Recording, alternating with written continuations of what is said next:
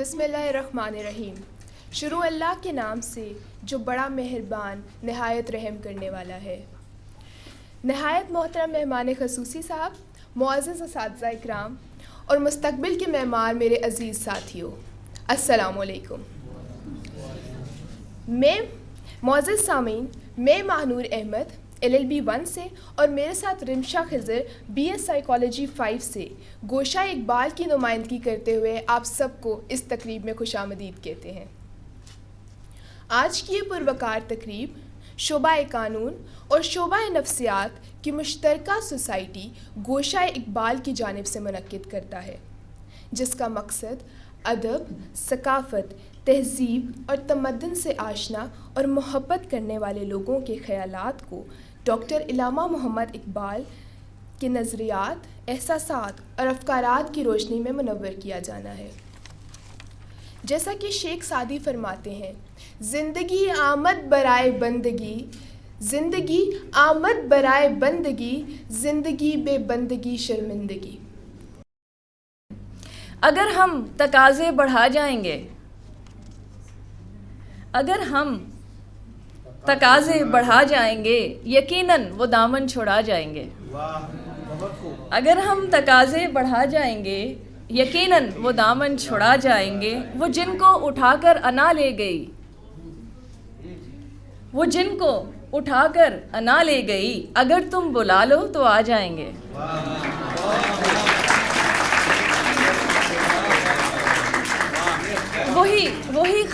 وہی خواب جن کو نہ نیندیں ملیں، وہی خواب جن کو نہ نیندیں ملیں، کہاں اب وہ جانے خدا جائیں گے۔ نہ دیکھو ادھر مسکراتے وہ لب، نہ دیکھو ادھر مسکراتے وہ لب، نیا روگ کوئی لگا جائیں گے۔ ابھی صبر طلبی گراں جانیے، ابھی صبر طلبی گراں جانیے، کیے ضبط کی انتہا جائیں گے۔ Self destructive mode. ہم آئیں گے حرف تمنا لیے، ہم آئیں گے حرف تمنا لیے، دیے خود کو پھر آسرا جائیں گے۔ ہوئی جب بھی تخفیف جاں کی، ہوئی جب بھی تخفیف جاں کی فکر، ہوئی جب بھی تخفیف جاں کی فکر، دوارے درے بے وفا جائیں گے۔ ہے اب کے گماں یہ کرم آپ کے، ہے اب کے گماں یہ کرم آپ کے، نشیمن پہ بجلی گرا جائیں گے۔ تم اپنی ہی تسکین کا دو فیصلہ، تم اپنی ہی تسکین کا دو فیصلہ، ہمارا ہے کیا چوٹ کھا جائیں گے۔ اور آخری ہے کہ ابھی ہم کلامی نگاہوں سے ہے، ابھی ہم کلامی نگاہوں سے، جی ابھی ہم کلامی نگاہوں سے ہے، ابھی جو بھی پوچھو بتا جائیں گے۔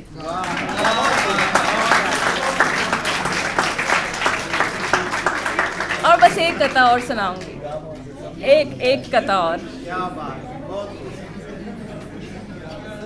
ہوا کیوں ہمیں موافق، ہوا کیوں ہمیں موافق، غم ہجر تم نے پوچھا، ہوا کیوں ہمیں موافق، غم ہجر تم نے پوچھا، بڑا دل خراش ظالم کوئی ذکر تم نے پوچھا۔ ہوا کیوں ہمیں موافق، غم ہجر تم نے پوچھا، بڑا دل خراش ظالم کوئی ذکر تم نے پوچھا، ہے عزیز تر یہ ہم کو کہ یہ دین ہے تمہاری، ہے عزیز تر یہ ہم کو کہ یہ دین ہے تمہاری، بڑا شکریہ تمہارا ہوئی فکر تم نے پوچھا۔ اور بس آخری جو ہے وہ ایک قطعہ سناؤں گی اور پھر میں اجازت لے لوں گی۔ یہ میرے نہیں ہیں، یہ نامعلوم ہے اشعار۔ دو اسے خبر کبھی جبر مسلسل والی، دو اسے خبر کبھی جبر مسلسل والی، اب کے رونا تو اسے پاس بٹھا کر رونا، دو اسے خبر کبھی جبر مسلسل والی، اب کے رونا تو اسے پاس بٹھا کر رونا، وہ بھی پلٹے تو کبھی صبح کے بھولے مانند، وہ بھی پلٹے تو کبھی صبح کے بھولے مانند، چھوڑ دیں ہم بھی کسی روز دعا کر رونا۔ عالم برزخ، موت اور قیامت تک کا درمیانی راستہ۔ مردہ اپنی قبر سے کہتا ہے، کیا شے ہے کس امروز کا فردا ہے قیامت، اے میرے شبستان کہن کیا ہے قیامت. قبر کہتی ہے اے مردہ 100 سالہ تجھے کیا نہیں معلوم، ہر موت کا پوشیدہ تقاضا ہے قیامت.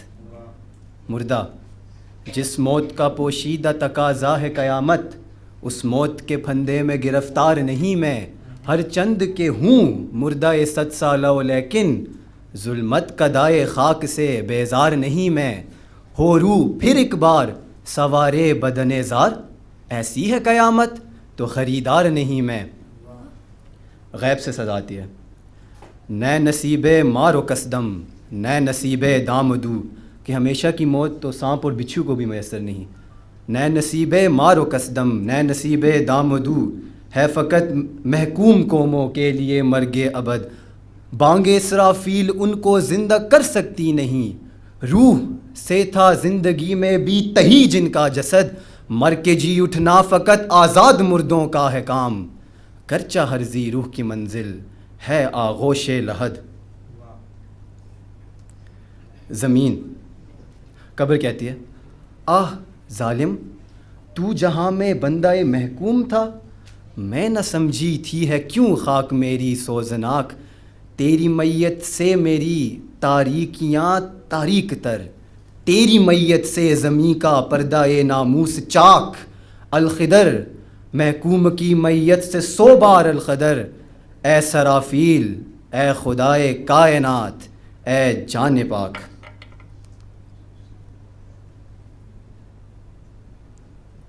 صدائے غیب گرچہ برہم ہے قیامت سے نظام ہست و بود، ہیں اسی آشوب سے بے پردہ اسرار وجود. زلزلے سے کوہ در اڑتے ہیں مانند سحاب، زلزلے سے وادیوں میں تازہ چشموں کی نمود. ہر نئی تعمیر کو لازم ہے تخریب تمام، ہے اسی میں مشکلات زندگانی کی کشود. زمین آہ یہ مرگ دوام، آہ یہ رزم حیات، ختم بھی ہوگی کبھی یہ کشمکش کائنات. عقل کو ملتی نہیں اپنے بتوں سے نجات، عارف و عامی تمام بندہ لات و منات. خوار ہوا کس قدر آدم یزداں صفات، قلب و نظر پہ گراں ایسے جہاں کا ثبات. کیوں نہیں ہوتی سحر حضرت انسان کی رات. شکریہ. نگاہ فقر میں شان سکندری کیا ہے، خراج کی جو گدا ہو وہ قیصری کیا ہے. بتوں سے تجھ کو امیدیں خدا سے نومیدی، بتوں سے تجھ کو امیدیں خدا سے نومیدی. مجھے بتا تو صحیح اور کافری کیا ہے. فلک نے ان کو عطا کی ہے خواجگی کے جنہیں، فلک نے ان کو عطا کی ہے خواجگی کے جنہیں، خبر نہیں روش بند پروری کیا ہے. فقط نگاہ سے ہوتا ہے فیصلہ دل کا، فقط نگاہ سے ہوتا ہے فیصلہ دل کا. ہو نگاہ میں شوخی تو دل بری کیا ہے. نہ ہو نگاہ میں شوخی تو دل بری کیا ہے. بہت خوب. کسے نہیں ہے تمنائے سروری لیکن، کسے نہیں ہے تمنائے سروری لیکن، خودی کی موت ہو جس میں وہ سروری کیا ہے. خوش آ گئی ہے جہاں کو کلندری میری، وگرنہ شعر میرا کیا ہے شاعری کیا ہے. نگاہ فخر میں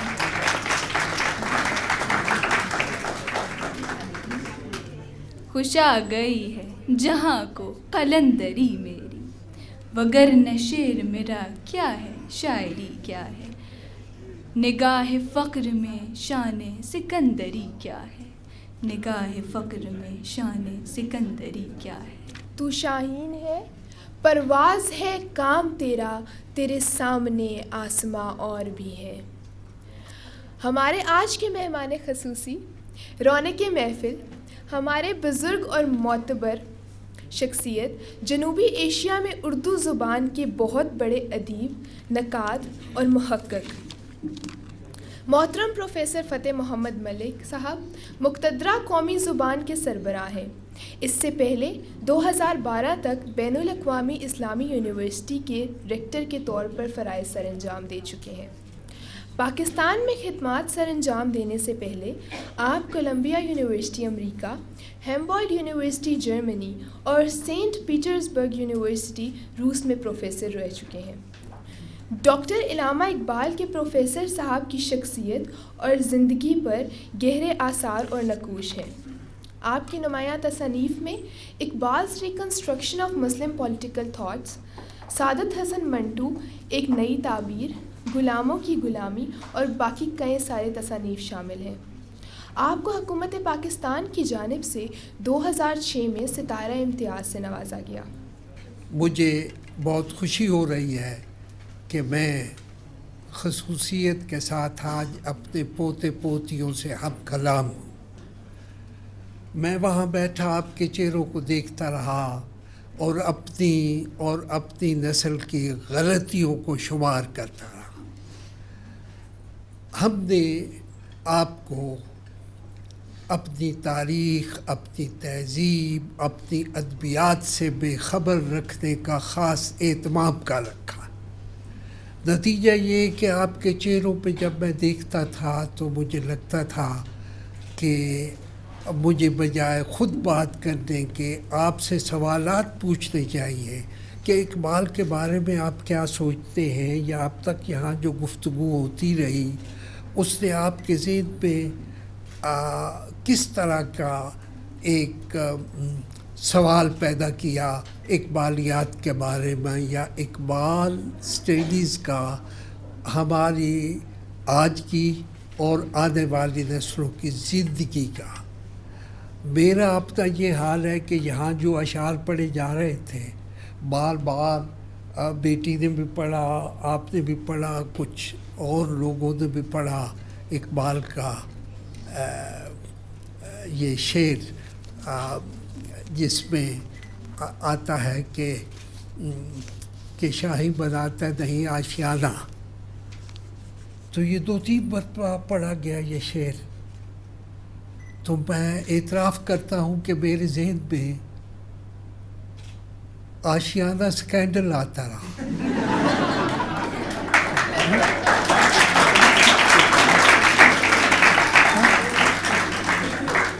تو وہ شخص شاعر، فلسفی اور اپنے زمانے کا سب سے بڑا مسلمان جو ہمیں سکھانا چاہتا تھا، ہم تو وہ بھول گئے۔ ہم یہ بھول گئے کہ شاہی بناتا نہیں آشیانہ، ہم آشیانہ سکیمیں مناتے رہے۔ ہماری قیادتیں اور آج تک اسی طرح کی صورت ہے۔ ابھی جب سے گایا جا رہا تھا بہت ہی عمدہ اقبال کا ایک طرح سے میں کہتا ہوں حمدیہ کلام، تو فریب سود و زیاں کی جب بات آئی تو میرے ذہن میں آج ہمارے جو وزیر خزانہ ہیں ان کے ہاتھ میں بڑا سا کشکول لیے تصویر آئی اور IMF کے سامنے قرضہ مانگا۔ خود ہی کو بیچنا اور کیا ہوتا ہے؟ یہی تو ہوتا ہے۔ تو یہ ایک کوئی اتفاق نہیں ہے کہ میرے پوتے پوتیاں یہاں جو بیٹھے ہیں اور پورے پاکستان میں جو ہے انہیں نہ اقبال کی تعلیمات کی خبر دی گئی ہے، نہ قائد اعظم کی تعلیمات کی خبر دی گئی۔ یہ صرف آشیانہ سکینڈل ہی نہیں ہے میرے ذہن میں کہ شاہی بناتا نہیں آشیانہ، میرے ذہن میں وہ قیادت آئی جس نے پاکستان بنایا تھا۔ جب قائد ملت اور شہید ملت لیاقت علی خان شہید کیے گئے، اب وہ ساری لکھی میڈیا میں آ گئی ہیں لیکس کہ امریکہ نے کس طرح سے شہید کرایا افغانستان سے آدمی لے کے. اچھا تو تب پتہ چلا کہ پاکستان کے وزیر اعظم جو لکھنؤ میں، کرنال میں، دہلی میں محلات تھے، زرعی زمینیں تھیں، اس نے پاکستان میں آ کے اپنا کوئی کلیم ہی نہیں داخل کیا کہ میں یہ کچھ چھوڑ آیا ہوں اور مجھے یہ ملے اس کے مقابلے. اور جب شہید ہوئے تو تب پتہ چلا کہ ان کے پاس رہنے کے لیے گھر ہی نہیں ان کے بچوں کے پاس. تو یہ تھا شاہین جو بناتا نہیں آشیانہ. اور وہ زاغ و زغن، وہ کوے، اور زیادہ میں نہیں کہتا، کوائی کافی ہے. آج کیا کر رہے ہیں، کہاں ہیں؟ شکایات ہے کہ جیل کے کمرے تنگ ہیں، وہاں کوئی صفائی کا انتظام اتنا اچھا نہیں ہے. تو بھائی کاش آپ لوگوں نے وہ جو اب جیلوں میں ہے ہماری قیادت اور وہ جو کل آنے والی ہے جیلوں میں، کاش اس نے اقبال پڑھا ہوتا، کاش تحریک پاکستان کی جو قیادت تھی اسے سمجھا ہوتا. پاکستان کے قیام کے اغراض و مقاصد تحریک پاکستان کیوں چلائی گئی وہ سمجھے ہوتے تو پھر پاکستان دنیا اسلام کا ہی نہیں پورے مشرق کا، چین کے آگے بھی ہاتھ پھیلانے کی ضرورت نہیں تھی، بہت بڑا ملک ہوتا. تو میں بجائے آپ کے کان کھانے کے اقبال کے اسی طرح کے سیاسی پس منظر اس کی شاعری کا بیان کر دوں تھوڑا سا، جس کا تعلق آپ کے اس وطن عزیز کے ساتھ ہے. جب بر صغیر میں انگریزوں کی حکومت مزید قائم نہیں رکھی جا سکتی تھی تو اس وقت انگریزوں نے یہ سوچا کہ ہندوستان کو آزاد کر دیا جائے. لیکن آزاد کس طرح سے کیا جائے کہ یونائٹڈ انڈیا رہے. اچھا یونائٹڈ انڈیا کی مخالفت چلی آ رہی تھی سید احمد خان کے زمانے سے. جب آل انڈیا کانگریس قائم ہوئی، ایک انگریز سول سرونٹ نے قائم کی، لارڈ ہیوم نے، تو سید احمد خان نے کہا کہ مسلمانوں کو انڈین نیشنل کانگریس میں شامل نہیں ہونا چاہیے، اور انگریز کو سمجھایا کہ India is not a country, it is a continent larger than Europe. کئی ممالک ہیں، کئی قومیں آباد ہیں. وہی بات اقبال تک پہنچی، قائد اعظم تک پہنچی، اور انہوں نے انڈیا کو یونائٹڈ نہیں رہنے دیا اور یہ خطۂ زمین حاصل کر لیا. جب خطۂ زمین ہم حاصل کر چکے تو پھر ہمیں اقبال کی تعلیمات سے محروم کرنے کی کوشش کی گئی. لیاقت علی خان اپنی ہر تقریر میں اقبال کو کوٹ کیا کرتے تھے. زبانی یاد تھا لیاقت علی خان سے لے کے کراچی سے سردار عبدالرب نشتر تک دیکھے سوری جو قیادت آل انڈیا مسلم لیگ کی تھی وہ ادھر ہی چل رہی تھی. تو اب میں آپ کو اقبال کی فقط ایک نظم کا سیاسی پس منظر سمجھانا چاہتا ہوں. پوری نظم نہیں پڑھوں گا. نظم ہے ساقی نامہ. ساقی اللہ ہے، اللہ کی ذات پہ فریاد کر لے کے جا رہے ہیں. کیوں؟ کہ انہیں راؤنڈ ٹیبل کانفرنس پہ بلایا گیا. دوسری راؤنڈ ٹیبل کانفرنس میں کیوں لندن بلایا گیا؟ کہ جب پہلی راؤنڈ ٹیبل کانفرنس ہوئی تو خطبہ اعلی آباد آیا سامنے. اس خطبہ الہ آباد کی خبر جب ٹائمز لندن میں چھپی تو سر ریمزی میکڈونلڈ جو اس زمانے میں پریمیئر تھے انگلستان کے، اس نے کہا کہ اقبال نے ہمارے کیے کرائے پہ پانی پھیر دیا۔ کیا کر چکے تھے وہ کہ مسلم لیگ کی تمام لیڈرشپ جو راؤنڈ ٹیبل کانفرنس تھی اس سے منوا لیا تھا انہوں نے کہ ہندوستان یونائٹڈ رہے گا، کانگریس، مسلم لیگ، سب، اور اس حد تک چلے گئی تھے ہماری قیادت مسلمانوں کی کہ انہوں نے اس زمانے میں جوائنٹ الیکٹریٹ نہیں ہوتا تھا، سیپریٹ الیکٹریٹ ہوتا تھا۔ ہندو اکثریت کے علاقوں میں ان کی ووٹنگ ہوتی تھی، مسلمان اکثریت کی، تو اسے بھی ختم کر کے جوائنٹ الیکٹریٹ میں کر دیا۔ اب آپ کے سوچنے کی بیٹا بات یہ ہے کہ جب اتنی بڑی سلطنت جس میں سورج غروب نہیں ہوتا، اس کا پریمیئر کہتا ہے کہ الہ آباد میں ایک تقریر ہوئی ہے، ایک خطبہ پیش کیا گیا ہے، اس نے ہماری ساری اسٹریٹجی کو ختم کر دیا۔ تو وہ آدمی کتنا بڑا آدمی تھا، وہ تو ایک درویش خدا بس تھا۔ صرف برٹش امپیریلزم کو یہ پتہ تھا کہ ہندوستان کے مسلمان وہی کریں گے جو اقبال ان سے کہے گا تم یہ کرو، اس لیے ہم نے جو کچھ اچیو کیا وہ ضائع ہو گیا۔ اب انہیں تو وہی تجربہ تھا ہماری لیڈرشپ کا کہ اقبال کو بھی بلا لیتے ہیں دوسری راؤنڈ ٹیبل کانفرنس میں۔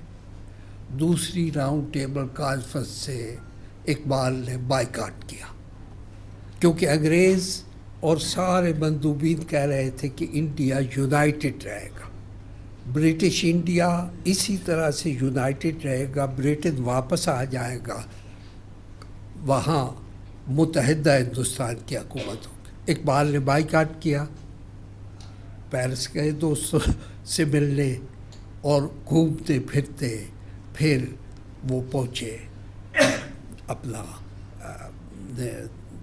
اس پہ فلسطین میں، جہاں مؤتمر عالم اسلامی کی کانفرنس ہو رہی تھی۔ اس کانفرنس میں انہوں نے دیکھا کہ کیا ایک دوسری نظم ذوق و شوق پہ اس کا تجربہ بیان ہوا ہے۔ قافلہ حجاز میں ایک حسین بھی تھے، گرچہ عتاب دار ابھی گیسو دجلہ و فرات، حق اور باطل کی کربلا کا میدان گرم ہے، لیکن مسلمان قیادت دنیا بھر میں ہر ملک کی جو ہے اسے دیکھا تو پتہ چلا کہ ان میں کوئی حسین نہیں، یزید ہے۔ یہ انہوں نے نہیں کہا، اگر حسین نہیں ہے تو پھر کون ہے؟ اس سے میں اندازہ کر رہا ہوں کہ وہ اب ذوق و شوق آپ پڑھیے تو یہ ذہن میں رکھیے، ساقی نامہ دیکھیے تو یہ ذہن میں رکھیے۔ تو میں تھوڑا سا آپ کو اپنی ذمہ داری کا احساس دلاتا ہوں۔ اقبال کو جو آپ پہ توقعات تھی، مجھ پہ اور میری نسل پہ نہیں تھی، ہم نے تو اسے بھلا دیا۔ اس کے لیے آپ کو خود اقبال پڑھنا ہوگا۔ اب میں چونکہ شعر پڑھتے پڑھتے بھول جاتا ہوں تو یہ اقبال کے ساتھ بڑی بے ادبی ہے اور توہین ہے، تو میں کچھ لکھ کے لایا اسی میں سے، ساقی نامہ میں سے۔ اس میں آپ سے متعلق ہی وہ بات کرتے ہیں علامہ اقبال، خرد کو غلامی سے آزاد کر،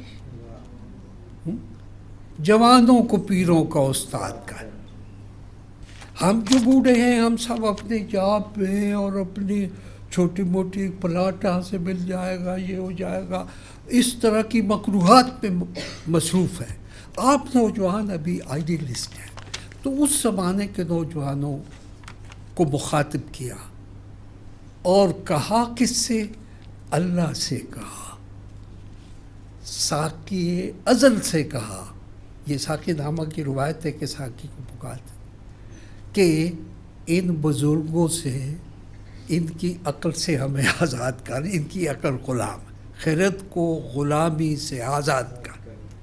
جب ناراض ہو کے یہ واپس آئے تھے تو اس کے بعد 2-4 انہی مندوبین نے رابطہ کیا کہ آپ آل انڈیا مسلم کانفرنس کی صدارت کر رہے ہیں اگلے مہینے، تو کیا کہیں گے اس میں؟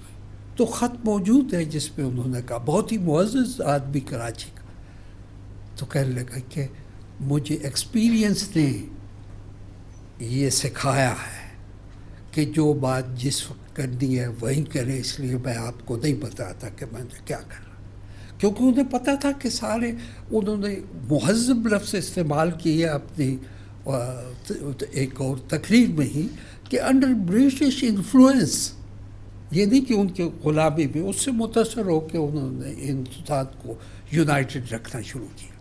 تو تب انہوں نے سوچا کہ بھئی یہ ہم بزرگوں کی، میرے جیسے لوگوں کی جو عقل ہے وہ تو غلام ہے، تو غلام عقل سے آزاد ملک اور آزاد قوم کیسے پیدا ہو سکتی ہے؟ تو پھر کیا، پھر نوجوان ہیں وہ سامنے آئیں گے، ان کی عقل آزاد ہے، اور اللہ سے دعا کرتے ہیں کہ خرد کو غلامی سے آزاد کر، جوانوں کو پیروں کا استاد کر۔ میرے پوتی پوتیاں مجھے سکھائے کہ بھائی کوئی بات نہیں، اچھا لباس، اچھا گھر، اچھی گاڑی، یہ بھی اچھی بات ہے، لیکن سچے دل اور سچے ذہن سے زندگی بسر کرنا یہ بہت بڑی بات ہے۔ یہ کون سکھائے؟ پوتے پوتیاں سکھائے۔ اچھا، اب یہ کہ اسی میں آگے وہ بیان کرتے چلے جاتے ہیں اپنی بے چینی، خرد کو غلامی سے آزاد کر، جوانوں کو پیروں کا استاد کر۔ اب اپنے بارے میں کہتے ہیں کیا، جوانوں کو کیا دینا چاہتے؟ امنگیں میری، آرزوئیں میری، امیدیں میری، جستجوئیں میری، میری قافلے میں لٹا دے اسے، لٹا دے ٹھکانے لگا دے اسے۔ پھر پڑھوں، امنگیں میری، آرزوئیں میری، امیدیں میری، جستجوئیں میری، میرے قافلے میں لٹا دے اسے، لٹا دے ٹھکانے لگا دے اسے۔ اور بہت سے اچھے شعر ہیں، ساقی نامہ پڑھیں آپ تو سارا ہی سارا آپ کو اچھا لگے گا۔ اب میں ان اشعار پہ آتا ہوں جو اپنے بارے میں وہ کہتے ہیں۔ میرا دل میری رزم گاہ حیات، گمانوں کے لشکر یقی کا ثبات۔ اب میں جب بھی اسے پڑھتا ہوں تو کربلا کے میدان کا نقشہ آتا ہے، قافلہ حجاز میں ایک حسین بھی نہیں تو وہ احساس تھا۔ میرا دل میری رزم گاہ حیات، گمانوں کے لشکر یقی کا ثبات۔ یہی کچھ ہے ساقی متاع فقیر، اسی سے فقیری میں ہوں میں امیر، میرے قافلے میں لٹا دے اسے، لٹا دے ٹھکانے لگا دے اسے۔ تو پھر یہ اللہ تعالیٰ کی بارگاہ میں ان کی یہ تمنائیں قبول ہوتی ہیں، اور پھر پہلے قائد علامہ اقبال، پھر قائد اعظم اگر کسی سے پہ بھروسہ کرتے ہیں تو اولڈر لیڈرشپ نہیں ہے، نوجوانوں سے۔ یہ قائد اعظم کا بھی یہ تھا کہ کسی نے اگر کوئی بات بنوانی ہو تو نوجوانوں کو ان کی طرف بھیجتے تھے، اور نوجوان بھی ان کا۔ تو اس طرح سے یہ جو پاکستان بنا، یہ پاکستان کسی جنگ کے نتیجے میں کوئی مفتوحہ علاقہ نہیں ہے۔ Pakistan was voted into existence, رائے عامہ سے۔ اس وقت کی جو علماء کی جتنی پارٹیاں تھیں، علماء دیوبند ہوں، علماء اپنا یہ احرار ہوں، خاکسار ہوں، اور علماء کی سیاسی پارٹیاں، سب نہ صرف یہ کہ پاکستان کے قیام کے خلاف تھیں، ان میں سے بیشتر بڑے لوگوں نے ابوالکلام آزاد اور حسین احمد مدنی تک کانگریس کے ٹکٹ پہ 46 کا الیکشن لڑا.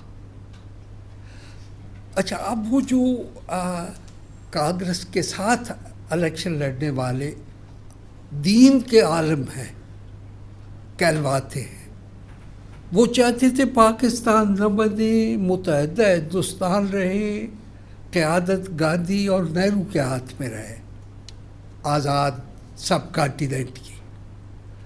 اچھا، اس کے مقابلے میں اتنے جو بااثر لوگ تھے، کس کی آواز نے کام کیا؟ اقبال کی آواز نے کام کیا.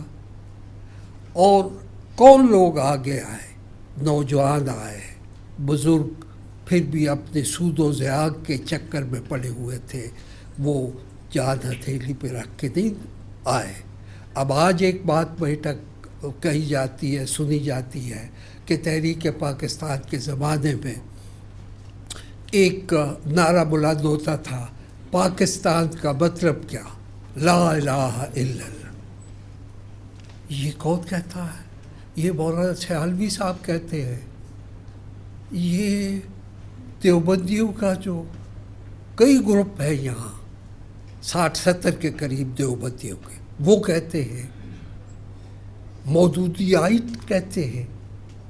ان سب نے تو پاکستان کا مطلب کیا، لا الہ الا اللہ.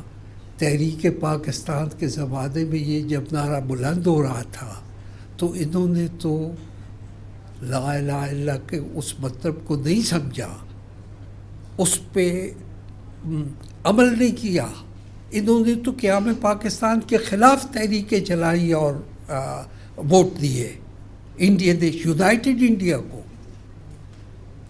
تو اب جب پاکستان بن گیا ہے تو اب جو وہی انہی لوگوں کی جو جماعتیں یہاں کام کر رہی ہیں، کیونکہ جمہوری ملک ہے، وہ کہتے ہیں پاکستان کا مطلب کیا، لا الہ الا اللہ. اس لیے آپ سیالوی جیسے احمق کو ووٹ دیں، اسے لیڈر بنائیں جسے بات کرنے کا سلیقہ نہیں، جو گالیاں بکتا ہے قرآن کی آیت پڑھنے کے بعد. اسی طرح سے فضل الرحمان کو دیں، اور جتنے لوگ ہیں ملا لوگ انہیں دیں. تو بیٹا آج آپ کو یہ کہنا چاہیے کہ پاکستان تو بن گیا. اب لا الہ الا اللہ کا مطلب کس سے پوچھیں گے؟ 46 میں، سن 47 سے پہلے جس کے تصور اسلام میں پاکستان نہیں تھا، وہ لا الہ الا اللہ کہتا تھا اور گاندھی کے قدموں میں بیٹھتا تھا. اس سے پوچھے پاکستان کا مطلب واقعی لا الہ الا اللہ ہے. لیکن ابھی جو آپ کے سامنے پڑے گئی نظم، فریب سود و زیاغ، لا الہ الا اللہ، یہ اقبال ہی کیا نا. تو اس میں فرق یہ کرنا ہے، کنفیوژن آپ کے ذہن میں نہیں ہونی چاہیے کہ پاکستان بننے کے بعد لا الہ الا اللہ کا مطلب پوچھنا کس سے؟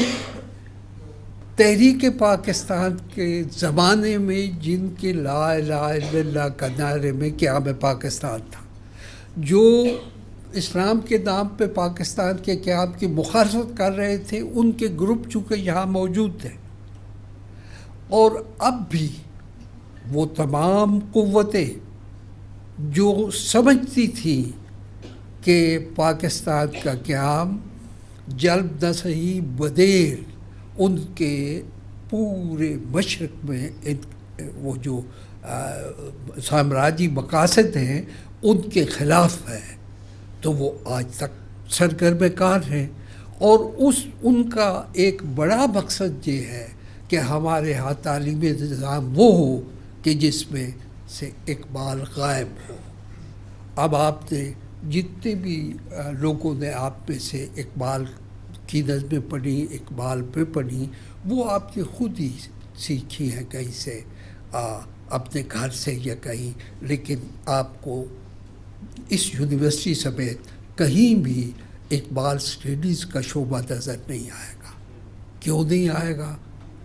اس لیے کہ ہمارا ایچ ای سی، ہمارے سارے ادارے وہی کچھ کرتے ہیں کہ جو آج کل کہتے تھے ہم نہیں جائیں گے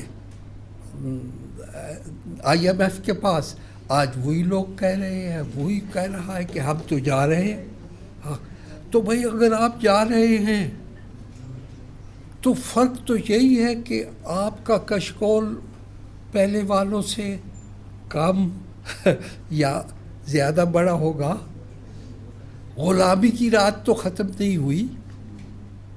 اب میں ختم کرتا ہوں اور آپ کے سوالات پہ کہ کچھ چیزیں ایسی ہیں جو اس زمانے میں ٹائمز لندن میں چھپی، لندن کے دوسرے اخبارات پہ چھپی، تو جو خطبہ اعلی آباد کا اس کی خبر پہ جو ٹائمز لندن میں ایڈیٹوریل لکھا گیا، اس میں اپنی حکومت کو تنبیہ کی گئی کہ اسے لائٹلی نہ سمجھیں، آپ ذرا جغرافیے پہ نظر دوڑائیں، یہ پاکستان کہاں بن رہا ہے؟ اس کے ویسٹ میں تو پورا عالم اسلام ہے، تو اگر یہ بن گیا تو سارے عالم اسلام پر ہمارا تسلط باقی نہیں رہے گا. جب بن گیا تو اس کے بعد پہلی مرتبہ ہمارا پرائم منسٹر لیاقت علی خان لندن گیا، وہاں سے ہوتے امریکہ گیا. امریکہ کا پہلا سرکاری دورہ جو ہمارے پرائم منسٹر کا ہے. اب اس میں امریکہ کو شدید مایوسی ہوئی، انہوں نے ایڈ لینے کی کوئی بات ہی نہیں کی. ہر جگہ وہ جو ان کی کانگریس ہے اس سے لے کے تو یونیورسٹیوں تک میں جو تقریریں تھیں ان میں یہ کہتے تھے کہ دنیا اس وقت دو کیمپس میں بٹی ہوئی ہے، ایک کیپٹلسٹ کیمپ اور ایک سوشلسٹ کیمپ. پاکستان ان دونوں کیمپوں میں سے کسی کا بھی کیمپ فالوور نہیں ہے. ہمارا اپنا تیسرا راستہ ہے، اور تیسرا راستہ کون سا ہے؟ اسلامک سوشلزم کا. اب یہ چونکہ نئی ٹرم تھی، اس لیے جہاں بھی وہ گئے، پریس والوں نے بھی یونیورسٹی میں گئے تو وہاں بھی انہوں نے کہا ذرا ایکسپلین کریں کہ اسلامک سوشلزم کیا ہے. وہ کرتے رہے ایکسپلین. جب انہیں شہید کیا گیا اس کے بعد ہم نے راستہ بدلا جب، تو اس بدلے ہوئے راستے پہ چلتے ہوئے ہمارے ایک ریٹائرڈ فارن سیکرٹری نے ایک بار وہ اپنا لیاقت علی خان کے ان خطبات کو اور ان تقریروں کو نئے سرے سے ایڈٹ کیا. پہلا ایڈیشن ان کا کولمبیا یونیورسٹی پریس نے چھاپا تھا، Pakistan the heart of Asia, Liaquat Ali Khan کی تقریر.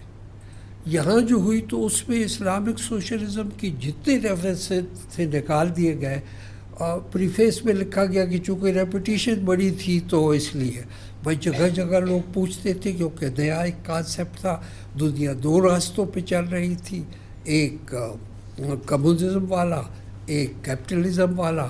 تو یہ اسلامی مساوات والا یہ جو بھی تصور اسے الگ کر دیا گیا. اب میں ایک کتاب کی طرف آپ کی توجہ پاکستان کی تاریخ کو سمجھنے کے لیے، ذوالفقار علی بھٹو کی پہلی کتاب ہے، ابھی وہ اقتدار میں نہیں تھے،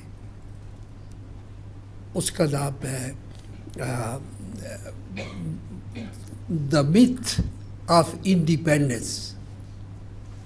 یہ افسانہ ہے، متھ ہے، ہم آزاد نہیں ہیں. تو اس کا کوئی 5 صفحے کا فورورڈ ہے. پہلی سطری اس کی یہ ہے کہ جب میں ایوب خان کی کابینہ میں منسٹر بنا تب مجھے پتہ چلا کہ پاکستان کا تو ہر امپارٹنٹ ڈیسیژن امریکہ میں ہوتا. اچھا، اس کے 2 چیپٹر ہیں جو خاص طور پہ پڑھیں. ایک تو انگریز کیوں نہیں چاہتا تھا کہ بنے پاکستان. ایک چیپٹر ہے امریکہ کس طرح مخالفت کی پاکستان کے قیام کی. اچھا اب ہے یہ کہ اگر ہم کشکول لے کے انہی ملکوں میں جائیں گے تو پھر کیا ہوگا؟ یہ تو نہیں ہوگا کہ کیا ہے تو نے متاع غرور کا سودا، فریب سود و زیا، لا الہ الا اللہ. اب تب سے لے کے ایوب خان کے زمانے سے لے کے آج تک ہم متاع غرور کا سودا بیچتے چلے آ رہے ہیں. تو اسی لیے میں بیٹا آپ سب لوگوں سے معافی چاہتا ہوں کہ میں اس نسل سے تعلق رکھتا ہوں کہ جو بیوپاری ہیں، قوم کا غرور بیچتے پھر رہے ہیں، اسلام کی اصل انقلابی روح کو بیچتے پھر رہے ہیں. لیکن ساتھ ہی یاد ایک پرانا محاورہ ہے فارسی کا کہ بھائی جو باپ نہیں کر سکا وہ بیٹا کر دکھائے گا. ٹھیک، یہ ہم سب لوگ جو نہیں کر سکے بیٹا آپ سب لوگ وہ کر کے دکھا سکتے ہیں. اس کے لیے ضروری ہے کہ نصاب کی کتابیں پڑھیں، اچھے نمبر لیں، لیکن ساتھ ساتھ اقبال کو بھی پڑھیں، ساتھ ساتھ پاکستان کی تاریخ کو بھی پڑھیں، اور اس طرح سے نہیں جس طرح پاکستان اسٹڈیز میں پڑھائی جاتی ہے، بلکہ قائد اعظم کو پڑھنا ہے تو قائد اعظم کی اپنی تقریریں پڑھیں، ان کی اپنی زندگی کے بارے میں کتابیں پڑھیں، لیاقت علی خان کے اپنا پڑھیں. کیونکہ لیاقت علی خان کی شہادت کے بعد اب کچھ لوگوں نے کتابیں لکھی ہیں جو اس وقت تو ریڈیو ہی تھا، ریڈیو میں اعلیٰ افسر تھے، کہ کس طرح سے اس کے بعد جب لیاقت علی خان کی شہادت کے بعد غلام احمد، سکندر مرزا، ایوب خان، ان کی حکومت آئی. تو بیٹے اتنا تو آپ کو پتہ ہوگا نا کہ ان کا تحریک پاکستان سے کوئی تعلق نہیں تھا. غلام احمد سول سرونٹ تھا، سکندر مرزا وہ جعفر بنگال، صادق از دکن، وہ غدار وطن کا بیٹا تھا اور انگریزوں کا چہیتا تھا اور آرمی سے سول سروس میں آیا تھا. ایوب خان بھی اچھا آدمی تھا لیکن ان پڑھ سا تھا، فوجی تھا. ان تینوں کو اگر کہا جاتا تحریک پاکستان کے زمانے میں کہ قائد اعظم جلوس لے کر جا رہے ہیں دہلی کی جامع مسجد کی جانب، تمہاری ڈیوٹی ہے کہ گولی چلایا اور انہیں مار ڈالے، کیا یہ نہ کرتے اور اس کی وجہ سے تمغہ سجاتے ہیں. اب یہ لوگ جو خادمان سرکار تھے یہ ہمارے آقا بن گئے. جب ہمارے آقا بنے تو اس کے بعد ہر حکومت یہ کہتی رہی کہ ہم کشکول توڑ پھینکیں گے، لیکن جب ایک وقت آیا تو کوئی اکنامک ریفارم اس طرح سے نہیں کی جس طرح سے کہ بادیان پاکستان چاہتے تھے. قائد اعظم بہت بیمار تھے، زیارت میں وہاں تھے، باہر جانے سے انکار کیا تھا کہ قوم کا پیسہ خرچ نہیں کرتے زیادہ. تو وہاں تھے، وہاں ان سے کہا گیا کہ رات کو ٹھنڈ ہو جاتی ہے، آپ فلالین کا ایک پائجامہ پہننا شروع کر دیں. وہ کرنل الہی بخش نے لکھا ہے، وہ ان کے معالج تھے، کہ دوسرے دن جا کے میں نے پوچھا تو کہنے لگے کہ بھائی قائد اعظم نے منع کر دیا ہے کہ نہیں، یہی پتلا پائجامہ ہی ٹھیک ہے.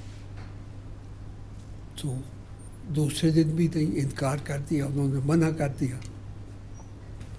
تیسرے دن کرنل الہی بخش فلالین کا پائجامہ خود لے کے ان کے پاس آئے.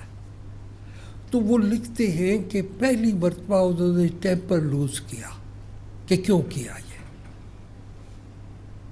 تو وہ انہوں نے کہا کہ سر یہ 10 روپے کا ہے پاجامہ. تو کہتے پھر بھی وہ کہنے لگے کہ اس غریب قوم کے 10 روپے مجھ مرتے ہوئے آدمی پہ کیوں خرچ کرتے. یہ تھے وہ لوگ. اچھا جب اسی حالت میں وہ تھے تو اسٹیٹ بینک آف پاکستان کی اناگریشن ہوئی, پہلی مرتبہ بن رہا تھا. تو ڈاکٹروں نے بھی کہا, دوستوں نے بھی کہا کہ آپ نہ جائیں, یہاں سے زیارت سے وہاں کراچی پہنچیں گے سیدھے. ان کا نہیں میں ہی جاؤں. چھوٹی سی تقریر ہے ان کی, مختصر سی.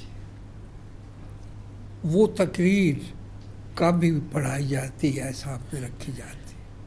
اس میں انہوں نے کہا کہ دنیا کو اس وقت کیپٹلسٹ اکنامک سسٹم سے خطرات لاحق ہے, اور اس سسٹم کا علاج اسلام کے منصفانہ اقتصادی نظام میں ہے. اس مقصد کی خاطر اسٹیٹ بینک کی اوپر کی منزل میں اسکالرز کا ایک گروپ اکٹھا کر لیا گیا ہے.